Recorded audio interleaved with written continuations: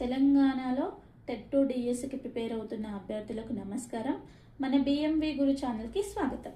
DSC లేదా TET పరీక్ష ఏదైనా సరే కవుల నుంచి ప్రశ్న లేకుండా క్వశ్చన్ పేపర్ ఉండదు అన్నది అక్షర సత్యం కదా.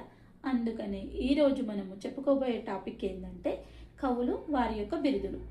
ఈ బిరుదులు లెసన్ టు లెసన్ చదువుకుంటూ వెళ్తున్నప్పుడు కవి గురించి చదివినప్పుడు వారి బిరుదులు నేర్చుకునే ఉంటాము. నెక్స్ట్ ఎవరైనా క్వశ్చన్ మనల్ని అడిగిన తర్వాత కన్ఫ్యూజ్ అవుతూ ఉంటాం, ఈ బిరుదు ఏ కవికి సంబంధించింది అనేది కన్ఫ్యూజ్ అవుతుంటాం. అలాగే ఇక్కడ అడిగేటప్పుడే కాకుండా మనం క్వశ్చన్ పేపర్ చూసినప్పుడు కూడా అదే కన్ఫ్యూజ్కి గురవుతుంటాం. ఆ కన్ఫ్యూజ్కి పోలీస్ స్టాప్ పెట్టడానికే ఈ వీడియో. ఈరోజు మనము కవులు, వారి బిరుదులు అని టాపిక్ని తెలుసుకుందాం. ఇందులో ప్రతి అంశాన్ని ఏదో మొక్కుబడి కోడ్స్లా కాకుండా చిన్న చిన్న కథలాగా లాజిక్స్తో నేర్చుకుందాం. మీరు ఆల్రెడీ ఈ కవులకు సంబంధించిన బిరుదులు నేర్చుకునే ఉన్నట్లయితే ఈ వీడియో చూసాక ఆ విషయాలు మీ మెదడులో శాశ్వతంగా ముద్రపడిపోతాయి. ఇకపై ఆ బిరుదు ఇచ్చి కవి పేరు అడిగినా, కవి పేరు ఇచ్చి బిరుదు అడిగినా, ఇలా ప్రశ్న ఏ విధంగా అడిగినా సరే చిటికెలో మీరు ఆన్సర్ చేస్తారు. వీడియో ఎక్కడ స్కిప్ చేయకుండా చూడండి, అప్పుడు లింక్ మిస్ అవ్వకుండా ఉంటుంది. క్లాస్లోకి వెళ్లే ముందు ఇలాంటి మరిన్ని ఉపయోగకరమైన వీడియోల కోసం మన ఛానల్ని సబ్స్క్రైబ్ చేసుకోండి, లైక్ చేయండి. ఇప్పుడు క్లాస్లోకి వెళ్ళిపోదాం. ఇప్పుడు క్లాస్ స్టార్ట్ చేద్దాము. బిరుదులు, కవులు కదా. ఫస్ట్ కవి శిఖామణి. కవి శిఖామణి అనే బిరుదు ఎవరికి ఉందంటే ఆచి వెంకటాచార్యులకు ఉంది. కవి శిఖామణి బిరుదు ఆచి వెంకటాచార్యులకు ఉంది. ఈ ఆచి వెంకటాచార్యులు ఏ లెసన్కి సంబంధించిన వాడంటే పల్లె అందాలు అని ఉంటుంది కదా. పల్లె అందాలు ఇక్కడ పక్కన రాసుకోండి మీరు, పల్లె అందాలు అని. గుర్తుంటే ఓకే, గుర్తు లేకపోతే ఇక్కడ పక్కన పల్లె అందాలు రాసుకున్నట్టయితే మీకు ఇక్కడ చెప్పే కోడ్ ఈజీగా గుర్తుంటుంది.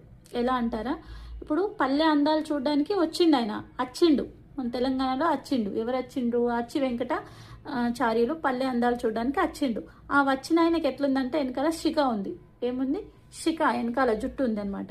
వచ్చిన ఆయనకు శిఖ ఉందని గుర్తుంచుకోండి. పల్లె అందాలని ఇక్కడ మీరు పక్కన పెట్టుకోండి, నేను కూడా రాసిస్తాను చూడండి. పల్లె అందాలు ఇలా రాసుకోండి, పక్కన రాసుకున్నట్లయితే మీకు గుర్తుంటుంది. పల్లె అందాలు చూడడానికి వచ్చిన ఆయనకు వెనకాల శిఖ ఉంది అని గుర్తుంచుకుంటే ఆచి వెంకటాచార్యులది కవి శిఖమని.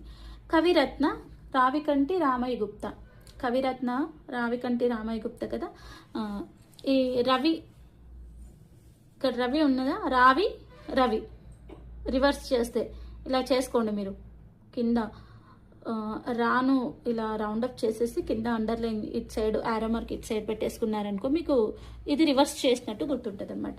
కవిరత్న రావికంటి రామయ్య గుప్తా అనమాట. కవి శశాంక్ ఆడేపు చంద్రమౌళి. శశాంక్ అంటే మనం వెనకటి కాలంలో ఎల్లయ్య పుల్లయ్య అనే పేర్లు పెట్టేటోళ్ళం. ఇప్పుడు చిన్న చిన్న పిల్లలకి అందరి పేర్లు చాలా మోడర్న్గా ఉంటున్నాయి కాబట్టి శశాంక్ అనేది చిన్నపిల్లోడు అని గుర్తించుకున్నట్లయితే ఆడుకుంటున్నాడు, చిన్నపిల్లోడు ఆడుకుంటున్నాడు అని ఆడేపు చంద్రమౌళి అని పెట్టుకోండి.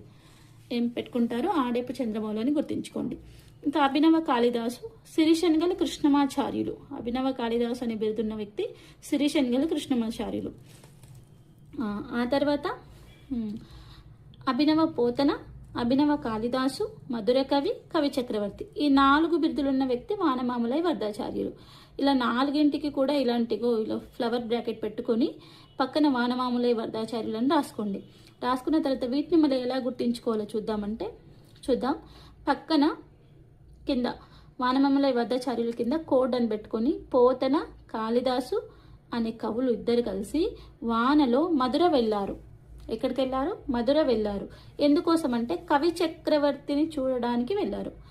వానమామలై వరదాచార్యులు గారు ఉన్నారు కదా, ఆయన యొక్క బిరుదులు ఎలా గుర్తుంచుకోవాలంటే పోతన, కాళిదాసు కవులు వానలో మధుర వెళ్ళారు కవి చక్రవర్తిని చూడడానికి.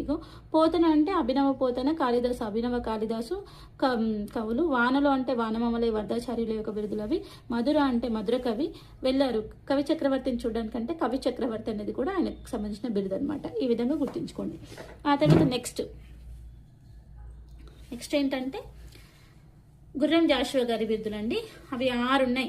1, 2 ఉంటే ఎలాగో గుర్తించుకోగలుగుతాం మేము, కానీ 6, 7, 5, 4 ఉంటే ఎట్లా అండి గుర్తించుకునేది? ఒకవేళ బై మిస్టేక్లో బట్టి గుర్తించుకున్నా కూడా అక్కడికి వెళ్ళి క్వశ్చన్ పేపర్ చూడగానే కన్ఫ్యూజ్ అయ్యి రాంగ్ పెట్టేసి రావడం జరుగుతుంది. అందుకనే ఈ కోడ్స్ అనేది ఉపయోగపడతాయని ఎంతగానో ఆలోచించి చేయడం జరిగింది. కాబట్టి మీరు కూడా కొంచెం ఓపిక తెచ్చుకొని ఎక్కడ స్కిప్ చేయకుండా చివరి వరకు చూసినట్లయితే మీకు లింక్ అనేది మిస్ అవ్వకుండా ఉంటుందని ముందే చెప్పాను కదా, అది ఫాలో అవ్వండి. ఆ తర్వాత కవి కోకిల, కవితా విశారద, కళా ప్రపూర్ణ, పద్మభూషణ్, నవయుగ కవి చక్రవర్తి, మధుర శ్రీనాథ, ఈ 6 బిరుదులు కలిగిన వ్యక్తి గుర్రం జాషువా గారు. దీనికి కోడ్ ఏంటంటే గుర్రం కింద ఇగో ఇలా పెట్టి ఆరో మార్క్ పెట్టేసి కింద ఏమని రాసుకోండి అంటే గుర్రంపై వెళ్ళిన కవిత కోకిలల కళ నేర్చుకొని ఈ నవయుగంలో పద్మభూషణ్ అవార్డు గెలుచుకొని మధుర శ్రీనాథునికి అంకితం ఇచ్చింది. మళ్ళీ ఒకసారి చెప్తున్నాను, నీట్గా రాసుకోండి. గుర్రంపై వెళ్ళిన కవిత కోకిలల కళ నేర్చుకొని ఈ నవయుగంలో పద్మభూషణ్ అవార్డు గెలుచుకొని మధుర శ్రీనాథునికి అంకితం ఇచ్చింది. రాసుకున్నారు కదా. ఇప్పుడు దాంట్లో ఉన్నటువంటి బిరుదులు ఏమేమో గుర్తుపెట్టుకుందాం. గుర్రం పైన ఒక్కతే వెళ్ళింది, జాషువాని తీసుకెళ్ళలేదు. ఈయన గురించి కూడా చెప్తాను ఎందుకు తీసుకెళ్ళలేదు అనేది. ఆమెకు ఆయన మీద కోపం వచ్చింది కాబట్టి తీసుకెళ్ళలేదు. చూద్దాం ఇప్పుడు. గుర్రంపై వెళ్ళింది కవిత. గుర్రం అంటే గుర్రం జాషువా గారు, కవిత అంటే కవితా విశారద, కోకిల అంటే కవి కోకిల, కళ అంటే కళా ప్రపూర్ణ, ఈ నవయుగంలో అంటే నవయుగ కవి చక్రవర్తి, అండ్ పద్మభూషణ్ అవార్డు గెలుచుకొని మధుర శ్రీనాథునికి అంకితం ఇచ్చింది. మధుర శ్రీనాథుడు, ఇక్కడ మధుర శ్రీనాథుడు ఉంటే పైన వానమామలయ వరదాచార్యులకి మధుర కవి అని ఉంది. అయితే ఈ రెండింటికి డిఫరెంట్ ఏంటి గుర్తుపెట్టుకోవాలి అంటే మనం కన్ఫ్యూజ్ అవుతాం కదా, మధుర శ్రీనాథుడా మధుర కవి అని కన్ఫ్యూజ్ అవ్వడానికి అవకాశం ఎక్కువగా ఉంటుంది. కాబట్టి ఈ శ్రీనాథుడిని జాషువా గారు నమ్మరు కాబట్టే గుర్రం మాత్రమే తీసుకొని కవిత వెళ్ళింది నా మధుర శ్రీనాథునికి అంకితం ఇవ్వడానికి అని గుర్తుపెట్టుకోండి. జాషువా గారు ఎందుకు నమ్మరు అనే డౌట్ కూడా మీకు రావచ్చు. జాషువా గారు అంటే ఈయన జాషువా క్రిస్టియన్, మన హిందూ కాదు కాబట్టి శ్రీనాథుడిని నమ్మట్లేదు. ఆయన హల్లెలూయా బ్యాచ్ కదా, అందుకనే ఈయన శ్రీనాథుడిని నమ్మట్లేదు అని గుర్తుంచుకోండి. అయితే నాకు మా బావగారు ఉంటారు, ఆయన పేరు జాషువా. ఆయన మామగారు కోకిళ్ళ పాటలు పాడతారు కానీ శ్రీనాథుడిని నమ్మరు అని గుర్తుపెట్టుకున్నాను అనమాట. ఇలా మీకు లేకపోతే ఇలా గుర్తించుకోండి, ఓకేనా. చిన్న జోక్ అది. ఓకే. వాగాను శాసనుడు నన్నయ్య. వాగాను శాసనుడు అనేది నన్నయ్య, మనకు చిన్నప్పటి నుంచి తెలుసు ఈయన బిరుదు ఏంటనేది. కాబట్టి దీనికి పెద్దగా కోడ్ అవసరం లేదు. తర్వాత విద్వత్ కవి అసూరి మరుంగింటి పురుషోత్తమ కవి. అసూరి మరుంగింటి పురుషోత్తమ కవి విద్వత్ కవి ఎవరంటే అసూరి మరుంగింటి పురుషోత్తమ కవి విద్వత్ కవి. ఇంకా అశు కవి రామసింహ కవి. మనం ఏదైనా యానిమల్స్ ని ఉంటే షూ షూ అని అంటాం కదా, అట్లా దూరం వెళ్ళమని చెప్పేసి, అలాంటిది మనం సింహాన్ని అంటున్నామని గుర్తుపెట్టుకోండి. షూ షూ అని సింహంని అంటున్నాం.